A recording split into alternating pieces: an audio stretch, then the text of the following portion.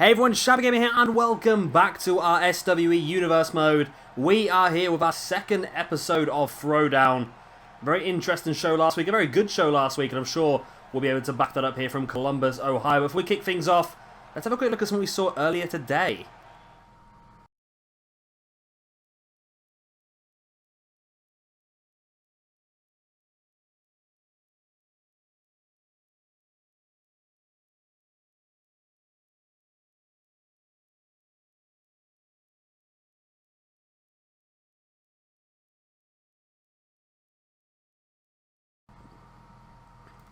So yes, we saw earlier today, Bobby Roode and James Storm looking like they're going to re-get together as Beer Money. And we saw James Storm entering our office, of course, asking for that match. And we this evening against the Revival. But also in our two dark matches this evening, Braun Strowman, Eric Rowan and Luke Harper defeated Chaos's Tomohiro Ishii, Trent Beretta and Rocky Romero.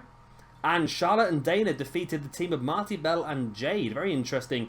Of course, with Jade being the Throwdown champion, would that necessarily put Charlotte in a very strong position for that? I don't know. I'll have to wait and see what happens. But of course, we have 5 matches for you this evening.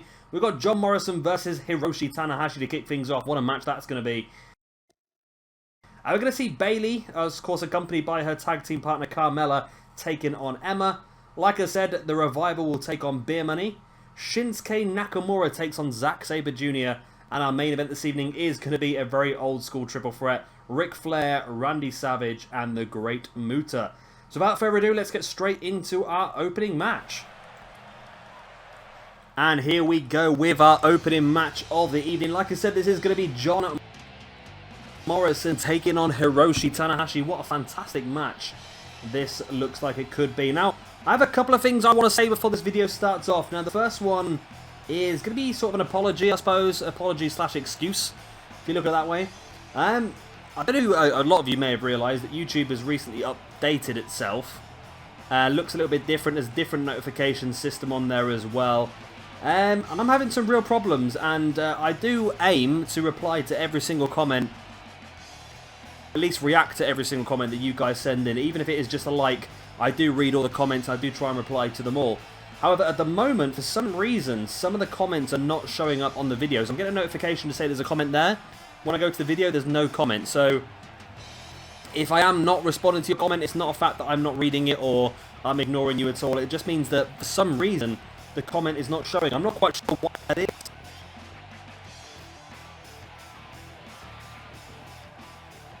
Maybe if you're commenting through Google Plus rather than YouTube Direct, then your comment may not be visible to me. I'm not 100% sure on that one, but yeah, just in case you thought I'm ignoring you or anything like that, I'm not, I promise. It's literally just because the comments are not all showing up at the moment. Like, for example, I've got a video, I think it was from last week that I uploaded. It's showing as 6 comments. It says 6 comments on there, but when I go in, there's only 2 comments, so 4 of them are just not visible. And I played around with all the settings and cannot find any reason why those comments are not being visible. I can't understand it. I really can't. So yeah, I do apologise for not replying to your comments if I haven't done in the past.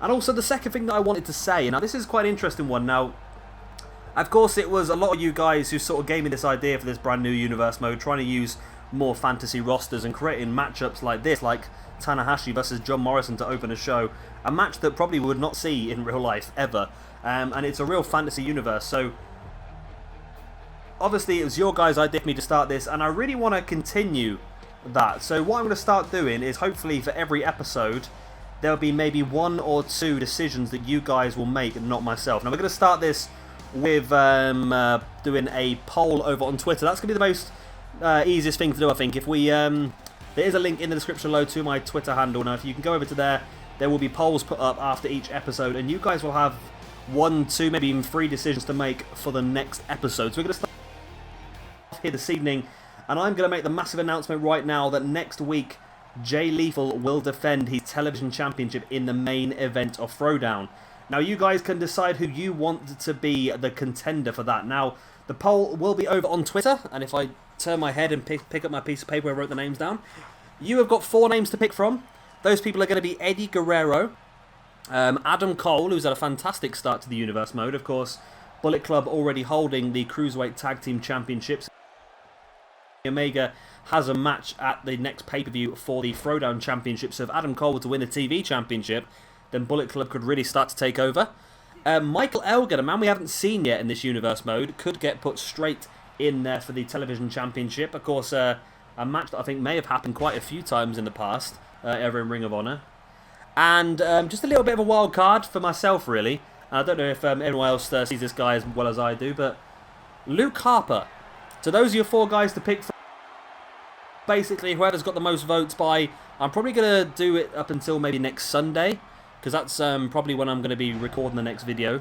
So yeah, I'm going to do it up until then, and whoever's leading the poll at that point in time will get that match in the main event next week against Jay Lethal. If it's a tie, then we will, of course, do a triple threat or fatal 4-way, whatever we need to do. If all 5 people are, if all 4 get it, I don't know actually, yeah. That's a tricky one, isn't it? If all 4, well, I'm sure all 4 won't draw. I'm sure you guys can make your decision who you want to be there. So yeah, head over to Twitter. Like I said, there is a link in the description below to my Twitter page. Of course, while you're over there, if you want to drop me a follow on Twitter, that'd be great. Like I said, we're going to start doing these little polls for every single episode. There's going to be a lot of stuff to vote on, so it probably would be easier if you want to get involved to follow the Twitter as well.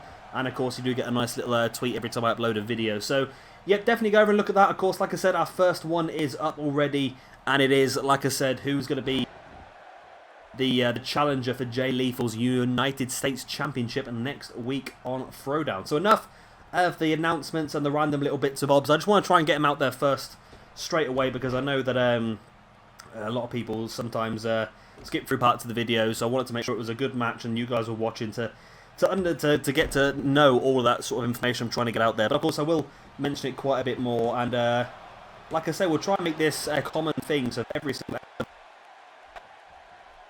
there will be some decisions for you guys to make, and I'm sure PJ Toby can think of a few for Mayhem. I always call it Raw then, for Mayhem. So enough about blabbing about that. We've got 2 fantastic competitors in the ring, both potential Throwdown champions, both potential United States champions as well. There's a lot of talent in this roster, and we really could see anybody on this roster at any point in time. It literally is that strong, and that's what I try to do when picking this roster. I like the way that I'm Pro Wrestling Guerrilla. I went for a Phoenix splash style senton there, Tanahashi missed. Yeah, what I try to do, I'm a big fan of PWG, and one of the things that I love about PWG is that on any night, anybody is what I try to do here. I don't want it to be like if, for example, one of the guys who generally opens a show beats our main eventer. I don't want it to be like a massive surprise, like Bo Dallas beating Brock Lesnar or anything like that. I want it to be a sort of realistic looking thing, and it might just so happen at some point, so you never know. Tanahashi boots into the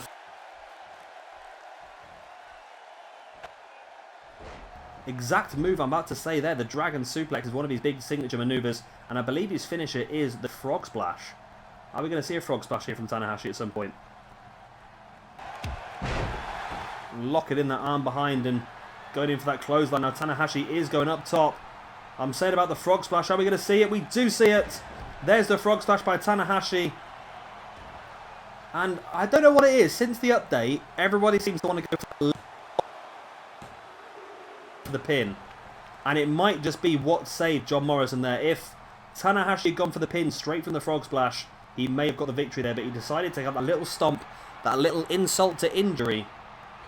And it come back to bite him. Tanahashi now big dive and elbow drop. Is that going to be enough to finish Morrison off? And Tanahashi continues the assault.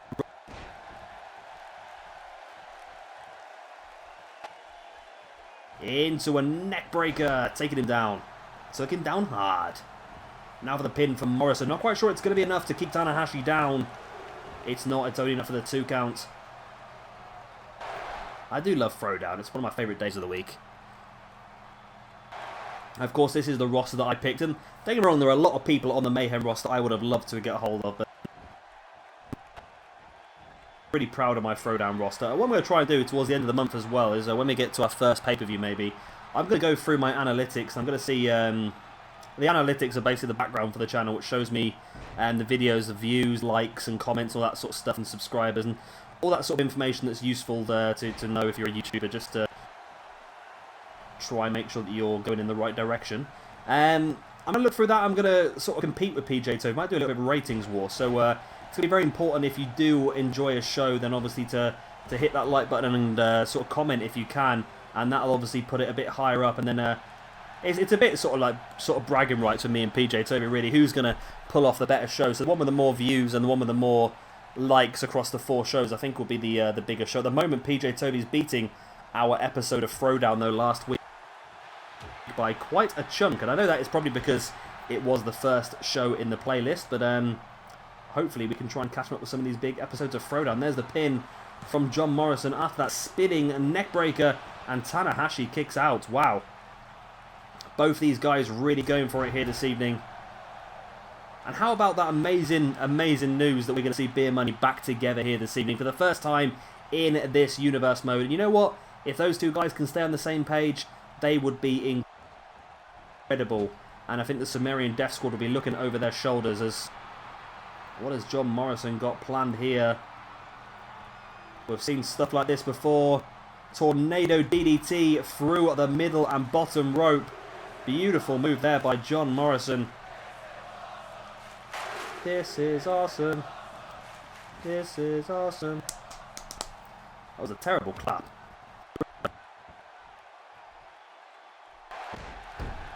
Dropping a Jack Evans style leg drop there. And I think I can just about see. I think Tanahashi's been busted open. And it's enough to finish him off. That Tornado DDT on the outside.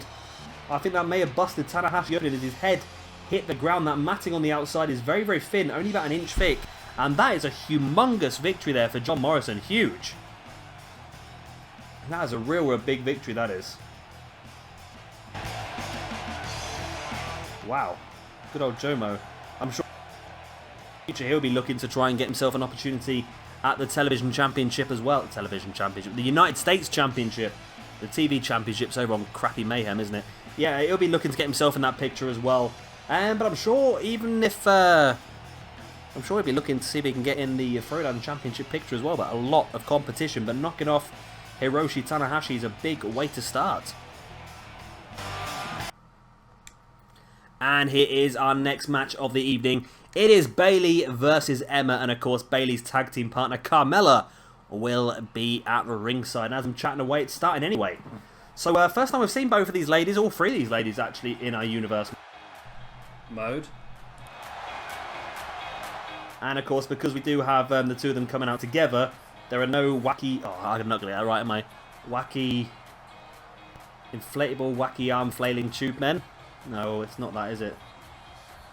Wacky waving inflatable arm tube men. Wacky waving inflatable tube arm waving men. I don't know. I'm sure someone out there is going to type it in the comment section, aren't you? Wacky waving inflatable arm tube men. I don't know. I don't know. I still think it's funny because I don't honestly know if this is true or not. This is just how I assume it, just how I've seen things in order. When they come up with this wacky waving inflatable arm tube man, whatever it is that a reference to Family Guy, or did Family Guy take that from somewhere else? That's a question that I'm genuinely asking right now, because that's the first time I ever saw it. Was on Family Guy, wacky waving inflatable arm tube men. Yeah. So is that a reference to Family Guy they're making on WWE every week, or I don't know. It's a real shame that Emma got injured when she did, because this new gimmick she had, especially working with Dana Brooke down NXT as well, really reinvigorated her. She wasn't this stupid female Santino anymore, and she was actually getting over quite a bit as well. So it's a shame she got injured when she did, but now she's going to come back as this Emelina. I don't even know if this Emelina exists. Literally, they've been plugging it on Raw for about 6 years now that she's going to return next week, and she's never quite returned. Whether Emma does actually ever return or not, we don't honestly know. But it'd be interesting if she did, and it looks like she's going different gimmick again. But we'll see what happens. I'm sure it won't be too long. I did see rumours today actually about Tamina Snuka rejoining WWE as... well, she's already with WWE, of course she's out injured at the moment. But on about her going over to SmackDown. It seems a bit odd to me. It seems to be that Raw seems to get all the male talent, and SmackDown seems to be getting the female at the moment. I was a little bit annoyed last week, obviously, when Samoa Joe made his debut on Raw. Not because he made his debut, obviously that was amazing, but I was just annoyed the fact that it's been rumoured for quite some time that Joe will go and join SmackDown. which SmackDown could do with that extra, just that extra 1 or 2 names, just to bolster the roster out a little bit. Raw's roster is just too big now, whereas SmackDown is still lacking a few, not lacking names, of course, they've got a lot of big names, but just lacking a bit more depth. And you know, SmackDown's lacking depth when WWE are actually advertising Raw matches on SmackDown's live shows, because they haven't got enough people to do them. If SmackDown was given the Cruiserweights, for example, which we did obviously on our previous Universe mode, I think that would be a real big thing. And it would really help SmackDown out, just to help bolster their roster up a little bit as well. You know what, I'm surprised with all the with the Cruiserweights going up onto Raw and stuff like that. I don't quite understand why we haven't seen much of Gargano and Ciampa. Maybe they've got them planned in for something else. If Gargano and Ciampa moved over to SmackDown, now that for me would be a massive one. That would be huge, and I would love to see that. It looks like we are going to see potentially the Authors of Pain defending the NXT Tag Team Championships against the Revival at the WrestleMania weekend NXT Takeover, which would be pretty interesting for me, because I was having a discussion during the Royal Rumble weekend, actually, it was a couple of weeks back, about sort of the proposed card for the next pay-per-view. I'm sort of confused in my head. It looks like Joe's gone now, obviously. Will they give Nakamura his rematch, or will they go potentially with Chris Hero? And then I sort of started thinking about the tag team division in NXT. Oh, that was close, Emma. And when you look at it, apart from DIY, other face tag team in NXT. And I was having this discussion, and I sort of thought to myself, you know what, Revival are getting over at the moment with the NXT crowd. And I think they could probably come across as tweener faces for that match against Authors of Pain. And I probably would think they would lose that match against Authors of Pain. Puts the Authors of Pain over, then I can see potentially the Revival moving up to the main roster after WrestleMania. I'm going to imagine they're probably going to do some sort of, Exploder suplex into the corner there by Bayley. I'd imagine they'll do some sort of draft special the night after WrestleMania. And we'll see potentially a few people move roster and a few people get promoted from NXT. There's the pin after the Bayley. Wow. I was convinced that was hook, line and sinker then. I really was. So yeah, I'd imagine we'll probably see a draft special the night after WrestleMania. And potentially guys like the Revival. And I'm going to assume that if... big elbow drop. I'm going to assume that if Nakamura does get his rematch at that WrestleMania weekend takeover, then I'm going to assume that Nakamura will lose that match, and he will also be one of the guys that will join the main roster the night after Mania. And that will sort of leave the likes of Bobby Roode and Chris Hero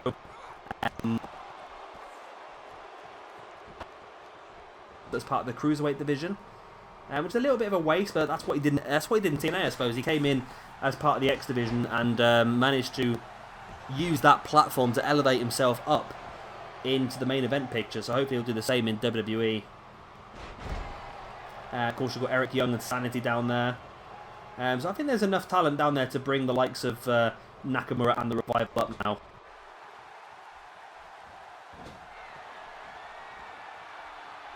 At the moment, having Asuka in NXT is causing them a little bit of a problem because she's just too dominant. They need to probably remove Asuka, take her up onto the main roster, and it makes the rest of the female division a little bit more even and a bit more interesting as well, I suppose. Bayley to Bayley, second of the match, and surely this time, hook, line, and sink. I don't know why I'm going for fishing quotes. I've never fished in my entire life, yet I'm busting out the fishing quotes for some reason. There we go. Who cares? There for Bayley, a big win as well. Like I said, we are currently looking for a #1 contender for Jade's Throwdown Women's Championship. Not quite sure when that will happen. Maybe we can even do ourselves a #1 contendership match over on Showdown at some point. Of course, Showdown, the home of women's wrestling, so you can always check that out as well. And here we come. The time has come. Here we are. The time has come. The Revival making their debut in this Throwdown Universe mode, taking on the returning / debuting, I suppose, as well, Beer Money.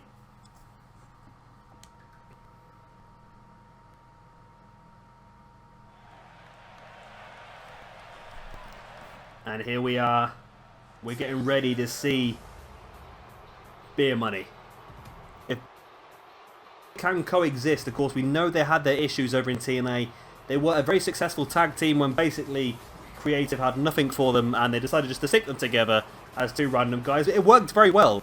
Literally, James Storm addicted to beer, and Bobby Roode at the time was a his gimmick was like some sort of investment banker. I don't know. He was big into money, so Beer Money was created. And of course, from that, they became one of the hottest tag teams in probably the world at the time, actually. Of course, being two very talented wrestlers, no reason why not to be over. And of course, eventually, it all came to a demise, and of course, an even better feud. What's the phrase? Good friends, but better enemies. And that's exactly what happened with Beer Money. And here they are, trying to coexist once again in this universe mode. We know that there is a lot of talent on this roster, so you need to be able to fit in wherever you possibly can. I think these two guys working as a tag team is a very clever way for them to get more matches in this universe. Of course, we will use them both as singles competitors as well as we go through this universe mode. But tonight, they are together. There he is, James Storm on the left of your screen now the right of your screen. And Bobby Roode, of course, closest to us here. Bobby Roode, the current NXT champion in real life. After what I thought that was a confusing decision. I honestly thought Roode would lose that match, but there we go. Nakamura dropped the championship. And I think that'll be it for Nakamura now. Like I said in the last match, I'm pretty sure that Nakamura will probably get his rematch at the WrestleMania weekend NXT show. And then potentially from there, he will make his way up to the main roster the night after. So a real throwback tag team match for you here. Of course, the Revival, known as a throwback tag team, taking on a team that used to be together back to the TNA glory days, shall we say. Not many of them for TNA now, is there? Really, glory days. I've completely lost track of TNA, to be honest with you. They're no longer on the TV in the UK. I'm sure UK fans will know that, but I don't know if a lot of the American fans know that. And there is a network you can sign up for TNA. It's like £7 a month or something like that. And you know what? TNA to me is not worth £7 a month. I could spend that £7 a month on other stuff. Like, I've signed up for WrestleCrate UK and for Pro Wrestling Crate last month it was, which has cost me like 60 quid a month as it is anyway. So yeah, I'm not going to sign up for anything else, and I just wouldn't get any use out of it. So but even before it went off the telly, I did not watch TNA since about August. I recorded every single episode onto my Skybox, and I never watched a single one. And then eventually I had my Sky switched off because I wasn't bothered, wasn't using it anymore, spending my time on YouTube anyway, and I've lost all the episodes. I'm not really bothered. I read the results, don't get me wrong, I always read the results and read results, but yeah, it just does not interest me anymore. They're just, I know it's got new owners now. They've brought back Jeff Jarrett, they've brought back in Dutch Mantel as well, of course Zeb Coulter, and it is apparently getting a little bit more creatively better since Dixie Carter's no longer in charge, but still, it just doesn't look that good. It just does not look that entertaining to me. I think the Hardy Boys contract has expired as well, since they are being see, this is the interesting one. I saw this advertised yesterday. The Hardy Boys are being advertised for Evolve, and we all know the good deal that WWE and Evolve have going on. Evolve are very, very strong partners with the WWE, and I think by having the idea of the partnership between WWE and Evolve is that the Evolve will book people that WWE are interested to bring in to their shows, because of course you will see Triple H, William Regal, guys like Norman Smiley, and quite a few of the other trainers at Evolve shows. They like to sort of scout the talent, get an idea for them, and just sort of see if they would fit in down in NXT. So by having the Hardy Boys booked for Evolve, makes you sort of realise that they are actual contenders to come back to the WWE at some point. And why not? They're hot at the moment. Why not give them one last run? But if they did give them one last run, it would have to be for me as a tag team. I think as singles competitors, I'm not overly sure on Jeff Hardy anymore. I think Jeff is a bit of a state, to be honest with you. I think he's become very, very sloppy. His senton bombs always look like he's going to snap his own back when he lands them, because he lands them flat now. So yeah, I think I'd rather see them go in as a tag team, but I think we can see some pretty cool stuff from them. I think if they actually went for it and feuded the Hardys versus the Wyatts, I think that would be a pretty cool little feud. But we'll wait and see what happens on that. As I tell you what, I thought this might end up being a little bit one-sided. There's me sort of bad-mouthing the Revival there, I suppose, a little bit. But, of course, the renewal of Beer Money here I thought would be a really, really strong team. But at the moment, Dash Dawson and Dash Wilder, I always get those names mixed up. Dash Wilder and Scott Dawson doing very, very well here against James Storm. We're going to see a Shatter Machine here as well. We are Shatter Machine. Wow. Now, let's see if the AI has been improved. It looks like it has been improved. Not very well improved, though. Not very well improved, but it did for a moment there have Dash Wilder stand in the right place. He just did not react to Bobby Roode coming into the ring. But there we go. At least they are improving the AI in these tag team matches ever so slightly. I'm hoping that I've sort of lost hope for big changes or big improvements now in this game, since I think they're concentrating a lot on the PC release coming up in the next few days. It's actually today, isn't it, the PC release? And probably starting to develop the new game as well. So I wouldn't imagine they're really pushing too hard to improve this one. So I'm sort of just hoping that when 2K18 comes out, which is going to have an amazing roster, let's face it, with the Cruiserweights in there, as well as a few more of the new guys from NXT. There is the Last Call Super Kick, that's what it's called. I really had to think about that then. And now James Storm, instead of going for the pin, goes for a taunt as well. A little bit of an odd one there, bringing Dawson back up to his feet now, launching into a couple of shoulder blocks. And as we know, this was a common issue at the beginning of the game as well, where instead of going for the pin after their finisher, they would try and hit their comeback, and that's exactly what James Storm has done here. But I believe it does give him another signature and another... Okay, I don't know if that was his version of the Eye of the Storm potentially, but it does give him another finishing maneuver as well. We've already seen one Last Call Super Kick, and now we see another Dawson drops, busted open as well. There's the pin by Storm. 1, 2... Bobby Roode catches him, and there we go. There's the pin. A fantastic win there for Beer Money. Big, big win over the Revival. That probably is one of the better tag team matches we've ever had on this game. It was smooth. It worked well, apart from the dodgy Dash Wilder moment. That was a pretty damn good match. And look at that. They're back together. They are back together, working well. The Glorious Outlaws. Of course, Beer Money, I just made that up off the spot. That was just me reading the back of the trunks, basically. So Bobby Roode and James Storm getting their first match here in this universe mode and getting their first victory as well. And that's interesting. That is very interesting. Where does that put them in the tag team division? And does Bobby Roode look very skinny, or is it just me? I downloaded this Bobby Roode because it had the best face, but now when you look at him, he looks a bit like E.T., doesn't he, from this angle? I don't know. Let me know what you think in the comment section. I sometimes get a bit fixated on these sort of things, but what do you think about this Bobby Roode core? I was happy with the face, but now I look at the body, it does look a little bit skinny. James Storm, I think, is really good, but this Bobby Roode could do a little bit of work, maybe. And here we go. Here is our next match of the evening. Shinsuke Nakamura versus Zack Sabre Jr. Do I need to say any more?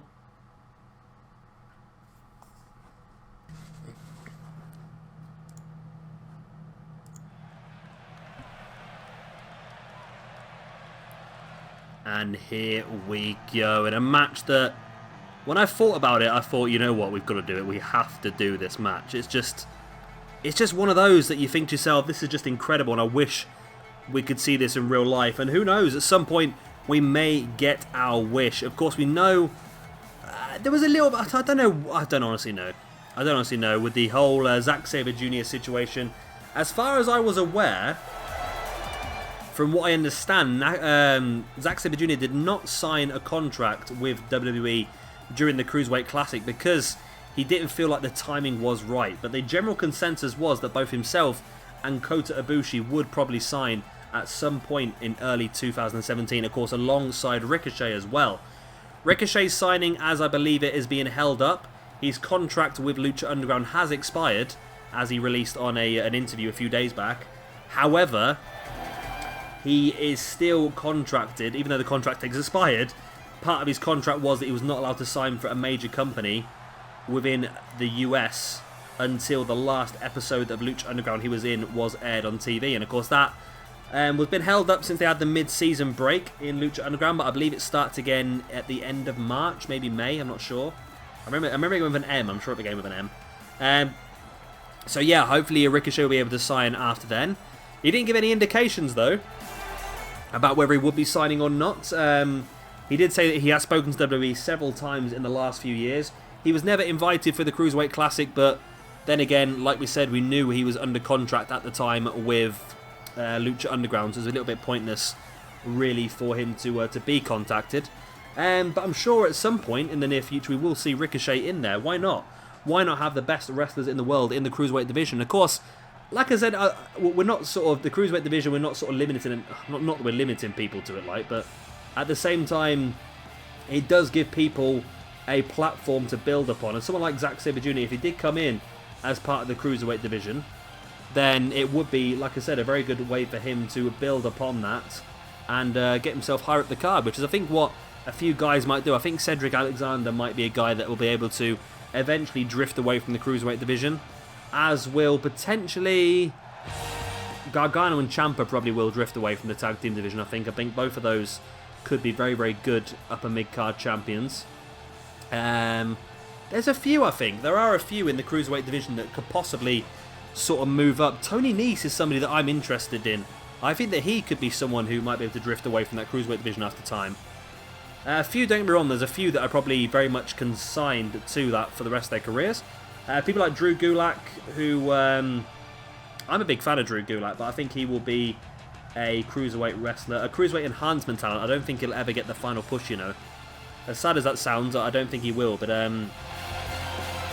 who knows, who knows. Hopefully we'll get to see some big people. I think Neville will eventually drift away from that Cruiserweight division as well. I think as much as he's doing such a fantastic job there at the moment, that could be translated into something bigger potentially as time goes on. I don't know whether they'd ever push the button with another high-flying champion. I think the last real high-flyer, of course, was Rey Mysterio. And I think the only real high-flying champion was Rey Mysterio, wasn't it, really? I wouldn't class Eddie as a high-flyer as such. He was very even sort of wrestling style, wasn't he? He had his high-flying, but he also had his ground and pound and his striking ability and his submission specialities as well. There's a lot of words there. I filled myself up there and couldn't breathe anymore. But then again, I wouldn't class Zack Sabre Jr. as a high flyer either, tell the truth. So, and he's in the Cruiserweight division. It's very difficult. It's very difficult to put wrestlers in a box these days, isn't it? Of course, a lot of the Lucha Underground stars, you could probably, like, you class people like Phoenix as a high flyer, but someone like Pentagon Jr. is very difficult to put in a box. Pentagon Jr. One of my favourite wrestlers actually is at the moment, which is why we got him on our roster.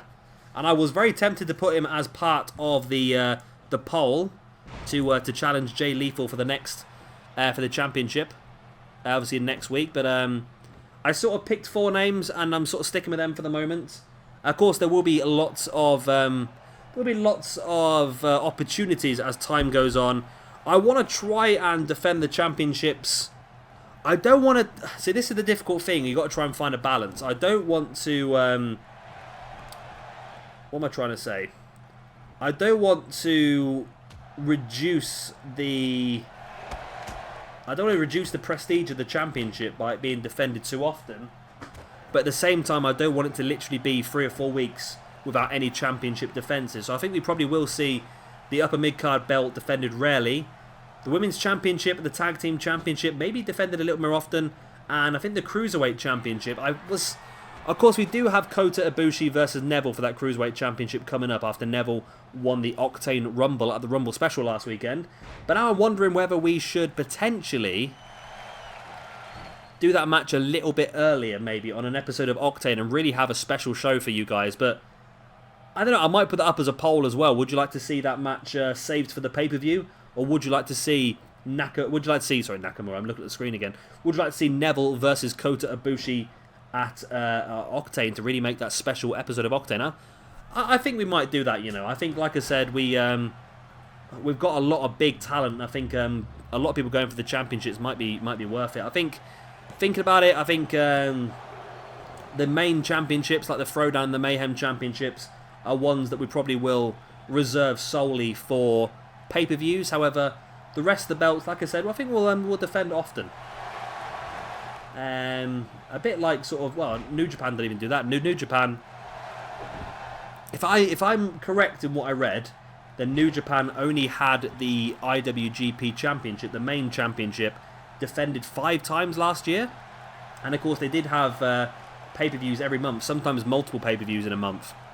It just shows how they regard that championship quite highly. You only get an opportunity at that belt if you are really deserving of it, I suppose, is the way they sort of push it, I suppose. I don't know. We'll figure something out. I sort of... What the bloody hell was that? There's a big bang there on my desk. I sort of want to have that match a little bit earlier, potentially, and then try and build something else for our first pay-per-view, I think, maybe. Zack there with a pin, roll him over after that submission. The referee is incredibly slowed down. This will be a massive win here for Zack, and I did say when I drafted him that I was not going to be using him as a cruiserweight. I was going to be using him here as an upper mid-card wrestler. And see, the difficult thing is now, as we saw John Morrison earlier defeating Tanahashi, we're now seeing Zack Sabre Jr. versus Shinsuke Nakamura. Both of those guys could have quite easily been on our poll for the United States Championship match next week, but it's just difficult. I'm starting to wish I had done now, but the poll is already live. It would have been live about sort of 12, 18 hours before this video was uploaded, so it might be a bit confusing for those of you who have already seen it. And of course, like I said, it will be going... I've logged it in for 5 days, and I've put it up on the 6th, so it will be live until Saturday, middle of Saturday, which will give me a chance over the weekend then to get that episode recorded and uploaded, ready to go live. I'm about a day behind on this at the moment, so you'll probably see Octane tomorrow, whereas normally I probably give it a day's gap between the episodes. Zack here up on the corner taunting. Maybe not the best idea when you've got someone the quality of Shinsuke Nakamura in the ring. You want to make sure you stay on him at all times, otherwise he will turn things around. But Zack, a great resilient wrestler, always knows a counter for a lot of moves. Ooh, I thought he was going to go for a butterfly suplex then, but ended up with a double arm DDT. Real spiked as well. And now Zack, of course, very well known for his submission style, but Nakamura reversing that one, tripping Zack over. Zack now with the elbow in the guts of Shinsuke Nakamura into the neckbreaker. Big boot in the back there by Zack Sabre Jr. And another one as well. Some big moves there. But Nakamura again playing possum, showing some real resilience of his own, taking Zack Sabre Jr. down. This is a massive match for both these guys because I think they are on the cusp of that main event picture at the moment. Of course, like I said, we already know our main event for the first pay-per-view is going to be Kenny Omega versus Kevin Owens for the Throwdown Championship. Kinshasa! There we go. Zack Sabre Jr. goes down with a knee to the face. 1, 2, and 3. Shinsuke Nakamura picks up the big victory here against Zack Sabre Jr. And that's going to continue pushing Shinsuke up the rankings here in our universe mode. Of course, he did have an opportunity. That was a lot of syllables in a short amount of time, didn't it? He did have an opportunity last week to win that United States Championship from the off. However, in the fatal four-way between himself, Jay Lethal, Tetsuya Naito, and Cody Rhodes, it was, of course, Jay Lethal who came out on top. There we go. Big win there for Shinsuke Nakamura. And here we go. A main event time. How about a bit of throwback throwdown for you here? Ric Flair, the Macho Man Randy Savage, and the Great Muta collide in a triple threat. Extreme rules as well. No disqualifications. But that's the way it always is in triple threat matches, isn't it, really? Although WWE don't like to admit that most of the time, that is the rules.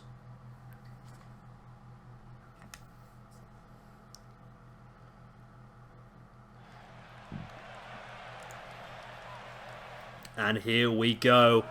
Main event time. And of course, the first time we are going to see...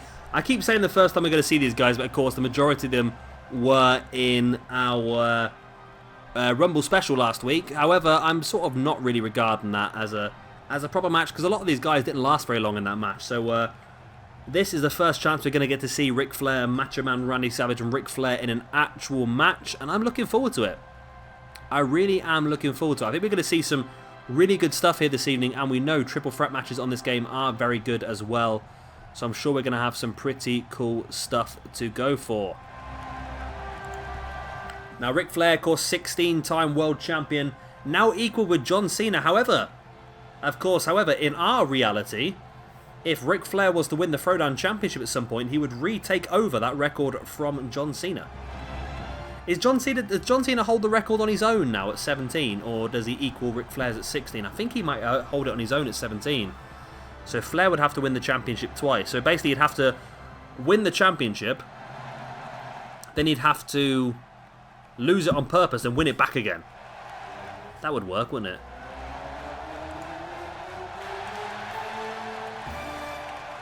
Do do do do do do do do do do do do. Good old Macho Man. I was happy to get a hold of him, you know. I was surprised that PJ Toby didn't take him. I know PJ Toby is a big fan of the Macho Man, and I thought he was going to get him a lot earlier on, but we managed to get a hold of him. Again, another person who we could have put in that United States Championship match. It's so tricky now. I'm sort of sat here thinking, shall I delete the tweet and start again? But no, that is what we put out to start things off with. That is our first decision for you guys to make in this very much Sabre version of the Universe mode. If you've not seen very early on the episode, basically what I said was we are going to start giving you guys a lot more control over the Universe mode. So basically, we will be, after every episode, or probably after I've recorded the episode, I'm going to put a poll up on Twitter and give you guys something or two or maybe three things to decide on for next week's episode. So it's going to be for all 4 shows. So like I said, there is a link to my Twitter down in the description below. If you want to nip over there, you will see quite a lot of the polls. There should be a couple uploaded by now, probably than the Octane one as well. But yeah, I'm looking forward to this. I am looking forward to this match. I think it's going to be a really good one, and a great chance to see 3 different sort of names that we've yet to use so far in this universe as well. I'm still tempted, half tempted to, I don't know, I think Great Muta in his prime is the best one to have, but at the same time, I'm sort of tempted to get one of the ones that look really cool with like the spiky mask and everything on there. I'm half tempted. This one's pretty good. This, of course, is the Great Muta in, well, I say his prime sort of athletic capabilities maybe, but as time went on, of course, he's developed his in-ring persona a lot more maybe, and it's a lot less dependent on the attire, I suppose, or the less dependent on the actual in-ring ability. I don't know, I'm just talking crap at the moment, aren't I? I'm talking crap. So, Ric Flair, the Macho Man, and Kota Ibushi. I've got Kota Ibushi in the mind, it's the Great Muta. I'm actually wearing my Macho Man Randy Savage vest right now while I'm recording this episode, so maybe that'll be a little bit of a good luck charm for Mr. Savage himself. So yeah, like I said, it's going to be an interesting one. This triple threat match rules, of course, apply, so no disqualifications, no countouts. Pinfalls and submissions must take place inside the confines of the ring. And Ric Flair, being a bit clever here, I suppose, just sort of backing away and allowing Macho Man and the Great Muta to go at it. And there we go, Ric Flair picking his spot perfectly there, while Macho Man was sort of a little bit vulnerable. That's the word. I keep saying I forgot what words I was looking for. Vulnerable. He put himself in a vulnerable position while climbing the turnbuckle. Now, Ric Flair, we're going for an early, and I thought we might be going for an early figure 4 leg lock, but he's just going to go for the spinning toe holds. And this, of course, is setting the Great Muta up for a potential figure 4 leg lock later on in the show. Now, I'm a little bit annoyed because I was hopefully going to do a stable on this show, which involved Ric Flair and Charlotte Flair in the same stable. However, 2K still do not allow you to have females in a stable alongside males. You can have an all-female stable or an all-male, but not a mixed stable, and that makes no sense to me whatsoever. So 2K, if you are listening, if you could change that, yeah, it's like 2K listening, if you could change that for next year's game, that'd be fantastic. I want to be able to make mixed stables, and I don't know what the idea of you guys would be on this one, because this is one that I sort of understand why it's not, but at the same time I don't understand why it's not, if that makes sense. they did not allow on this game any intergender matches anymore. Now, with the rise of women's wrestling and things like that, it's sort of, I can understand they don't want the men to face the women because it's it sort of promotes violence against women, I suppose. But at the same time, there should be gender equality. Now, if you watch Lucha Underground like I do, you'll see people like Ivelisse or Sexy Star or Taya or even the Mariposa all doing very well and even beating male counterparts quite easily. So it's sort of, it's an iffy one, I suppose. It's how you look at it. Do you look at it as promoting violence against women, or do you look at it as gender equality in wrestling, which is now sort of what they're trying to push? So I don't know, I would like to see it. I would like to have potentially maybe someone like Sexy Star or Ivelisse going against the men on our roster, because they could very much do it. And like I've said in previous episodes, Jade/Mia Yim is one of the main reasons I got into independent wrestling and started to enjoy women's wrestling a bit more. When I saw her face off against Greg Excellent in a TLC match, which was a fantastic match in all accounts, that really sort of showed me the way. And like I say, oh my god, that was bad for Macho Man. That was really, really bad for Macho Man. If you did not see that, if you weren't looking at the screen at that point in time, rewind that a little bit. Because when Muta dropped Macho Man from that brainbuster position, Macho Man landed head first on the ground, and that is how you break your neck, people. Ric Flair now. Butterfly suplex. Butterfly suplex. Now what's Flair going for here? Just putting a Macho Man over that middle rope, and Flair, the dirtiest player in the game, knows how to use his environment to his advantage, and there he is with that knee in the gut of Macho Man now. Wow, massive clawed uppercut there by the great Muta, who's now under the ring once again. He seems to be the one in this match who likes to be looking for some weaponry, and he has pulled out a table. So we have now seen a ladder pulled out, a chair pulled out, and a table. However, like I've said previously on this channel, when the AI pulls out a table, it doesn't think, oh, here's a table, I can put somebody through this. It thinks, oh, here's a large inanimate object I can hit people with. So that's a bit of a shame. I think that'd be a simple little bit of AI improvement they possibly could do for next year's game. I'm starting to wish that they'd let me go over there and just give them these... because we've got so many great ideas. Because as someone like myself, who, if you've seen my channel, you realise that I have recorded and watched a lot of AI on this game. It's not just a little bit. Like this episode alone, I'm over an hour at the moment, and also set up beforehand using the game. I probably spend a lot more time on this game than most people do. So I have sort of got an idea for a lot of the problems, and some of them are only very slight, but they can become quite repetitive and annoying. So if they were to listen to the fans like us a bit more, then they might be able to figure out a few more of the problems. There we go, Ric Flair with the shin breaker. Again, sort of working the legs of the great Muta down, potentially for a figure four. The Macho Man's pretty cool, isn't he? You have to, every now and again, you have to just sort of sit back and think, you know what? The Macho Man is pretty damn cool. There we go, Flair now is looking to lock in that figure four leg lock. Savage sort of, why is Savage backing away for?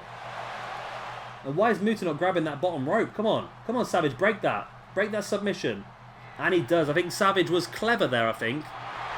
Although it looked pretty suicidal from the beginning, he was very clever, because basically what he did there is he allowed Flair to hold that figure four on for a while in the trust that that Muta would not tap out straight away. That way it does damage to Muta's leg, and now Muta's going to return the favour here. He just sort of sits back and watches Macho Man, but again, it's very risky business. Muta does eventually break up the submission. So like I say, it's clever because it sort of allows damage to be done to one opponent, but not allowing the other opponent to win the match. So it's a risky move, as we said, but it could just be enough. Now the two guys that did have the legs. Oh my god, the green mist. There's the mist by the great Muta. One of the reasons why PJ Tovey wanted him in. Followed up by a pile driver. This could be game, set, match. Muta drops into the pin. Flair's on the outside, down. 1, 2, and oh my god. Macho Man kicked out. That would have been such an amazing finish to the match if Muta had hit the mist, hit the pile driver and finished Macho Man off, but Savage just had that little bit extra left in the locker. Atomic drop there now by Muta and Flair. I don't think Flair's noticed that Muta's gone for the pin. He does finally notice, but luckily Macho Man was able to kick out. Savage is back up now. Right hand into the gut of Muta. Muta with the jawbreaker. And then, oh, Flair comes flying in from behind with the clothesline, the back of the head of Muta. But Muta fighting back. Big knee into the face of Flair. Now the great Muta up on the corner. Again, probably needs to take advantage of the grounded Ric Flair rather than taunting the crowd. Spinning Hurricanrana. And a big right hand right in the nerve in the side of the neck there. That's a painful move. If you've ever been punched in the side of the neck, you'll know exactly how much that hurts. I was once punched in the side of the neck by a 5-year-old and it really killed me, that did. A 5-year-old girl as well, I'll add, and she really hurt. Brutish girl she was. Bigger than me at 5 years old. There goes Macho Man clashing to the ground below, but Flair, instead of trying to take advantage, no he does, he thinks better of it, slides back in the ring to try and take advantage of the grounded great Muta. Flair sending Muta across the ring, but now Savage catching Flair, dropping a boot right in the chest of Flair now. Now again, Savage needs to continue the assault on Muta now, but Muta's back up on his feet as Savage has a sledgehammer. That's not a good situation for anyone. Drops it to the ground though. Only to be caught by Muta from behind into a Saito suplex. No, Savage reverses it into the crossbody. Big kick in the back of Muta as well. We've not seen Savage yet try and go for the big elbow. He's going to try and go for the pin on Muta anyway. 2. Not enough damage done on the great Muta to finish the match off at this point in time. Again, a big elbow into the head of Muta. Savage now going up to the top. Maybe he is looking for that big elbow. Lining it up. Flair just stood there watching. Big elbow there by Savage on Muta. Oh, Flair just slapping Savage and going for the pin on him. 1, 2. What a disrespectful move that was there by Ric Flair. Just slapping Savage around the face and going to try and steal the victory. Savage now into a atomic drop on Ric Flair. Now Savage sending the great Muta into the corner. What does he have planned here? There's the crossbody taking Muta down. Muta rolling to the outside, of course, where he can't get pinned. Savage sending Flair over the top. Does he have enough to finish Flair off? That's the question. Savage is really struggling here. Energy-wise, he's just so depleted. And he doesn't have enough to really take advantage of the situation. Flair's back up onto his feet now as well, but Savage catches him into a scoop slam. Has he placed him? No, he's going to go straight for the pin. 1, 2. Muta's not going to get her in time, but it is enough for Flair to kick out. Big elbow to the top of the head there by Savage on Flair. Now, what a running neckbreaker right into the back of the great Muta. I think Muta might even caught that sledgehammer on his way down. Muta now looking for a dragon suplex, but the strength of Savage breaking free from that into a pin. Flair is struggling to get back up to his feet. Turns around. Oh my god, I thought that was free. I thought that was a free count then. Big elbow to the top of the head there by Flair on Savage. Flair now the big boot in the back of Muta. Now into a backbreaker there by Savage. Savage dropping a knee across the face of Flair. There's the pin. 1, 2. And again, it's not quite enough to keep Ric Flair down. Savage can't believe his luck here. He thought he had him down there. Bringing Flair up to a table position. You know what I mean if you do a bit of DDP. I did DDP yoga earlier and my entire body is dead at the moment. Muta coming in, breaking up the submission hold. Referee doing kick-ups with a sledgehammer. Muta now gets caught with the jawbuster. And you can always sort of see Muta's mouth is a little bit inflated. I think he might have the mist knocking around somewhere. You never know where that mist is going to come from. Muta. Oh, no way. Oh, my God. Muta just power-drivered He just pile driver Macho Man Randy Savage onto the sledgehammer. Macho Man's been busted open from that as well. Muta's chance here now, pinning Ric Flair. Flair's taking a lot of damage. This could be enough. It's not quite enough to keep him down. Muta now with a chop in the side of the neck once again. Went for the kick in the back, but Flair avoids it. Savage is still struggling to get back up on the outside. He's really taking a beating. And there we go. There is the mist on Ric Flair. The mist by Muta on Flair. But Muta can't take advantage. Struggling for energy. Does catch Flair now with a right hand in the gut. But Flair fighting back. Flair's just coming out swinging. He doesn't know where he's swinging, I don't think. Savage now coming in all guns blazing. Savage is not happy with Muta, as you see, just slamming Muta's head into the sledgehammer as well, I think, actually. Oh, what a move. Oh, my God. German suplex.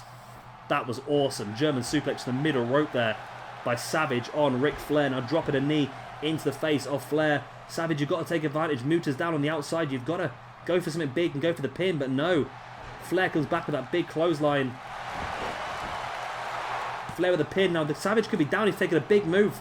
That pile driver on the sledgehammer, but still Savage is in this one. I don't know how he's doing it. The resilience that Savage is showing is insane.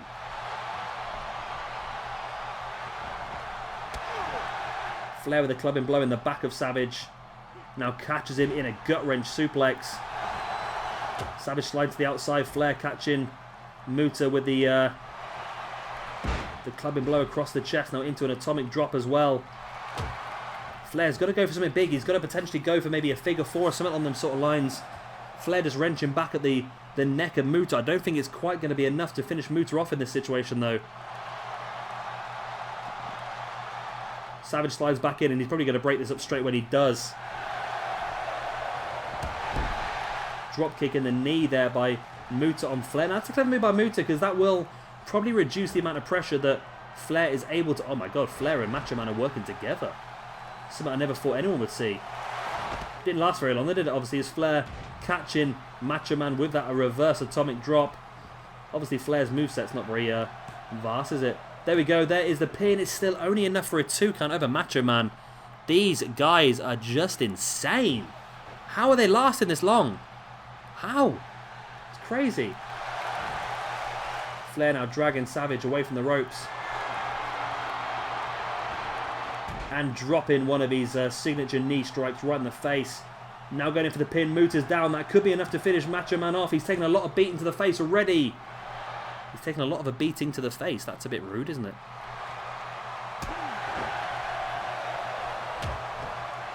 Flair now catching Muta. Taking him up. Flair's looking for a powerbomb, but Muta's fighting back. Manages to break free. I don't know what Flair was... I've never seen Flair go for a powerbomb before. Interesting decision, but it obviously backfired. Flair gets caught with a mist. The referee got a bit of that as well, I think. Muta now. Pile driver on Flair. Macho Man up on that middle rope. Macho Man, you've already been caught in this once. He drops now, and this is Muta's opportunity if he can finish Savage off. Flair is down. There's the pin by Muta. 1, 2. Again, it's only enough for a 2 count. He needs to hit something big here on Flair. On Savage, let's say. Muta now taking Savage up. Looking potentially for what looked like it could be a brainbuster. Savage now, though, with a pile driver of his own, and Savage could get this one. Flair's down on the outside. 1, 2. Flair's not going to make it. Flair did not make it, and Randy Savage picks up the victory in what has been a fantastic fatal three-way. Fatal three-way? Triple threat. Where did I get fatal three-way from? I just made that up, didn't I? Triple threat. Fantastic match. Fantastic win for Macho Man Randy Savage, and I was not expecting that after Savage really took a hell of a beating. You know what? I'm tempted, you know. I'm tempted to change. Oh, I don't know if I should or not. Should I change it? I'm going to change the poll, I think. I don't know. I don't know if I should change the poll after I've already said about it. I'm going to change the poll. I'm going to change the poll. Nobody's voted on it yet anyway, so I'm deleting that tweet.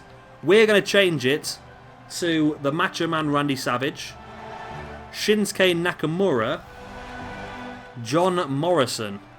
Those are the 3 names we're putting forward. 3 big victories here this evening. Those 3 names will be the ones you can pick from. If it's a draw, then we will have a fatal 4-way next week. So that is massive. Jay Lethal defends his United States Championship against either Macho Man Randy Savage, either Shinsuke Nakamura, or either John Morrison. The decision is up to you guys. Like I said, there will be a link to Twitter in the description below.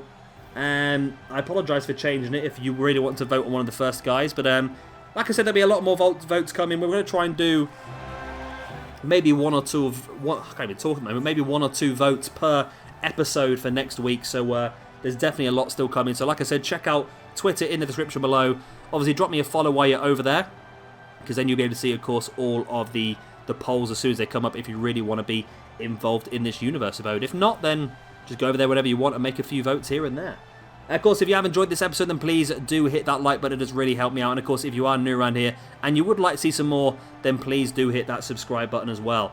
I've been Shabby Gamer. Thank you very much for watching, and I'm pretty sure I will see you tomorrow for Octane. Have I said that? Yeah. Have I said goodbye yet? No, I haven't said goodbye yet. Bye!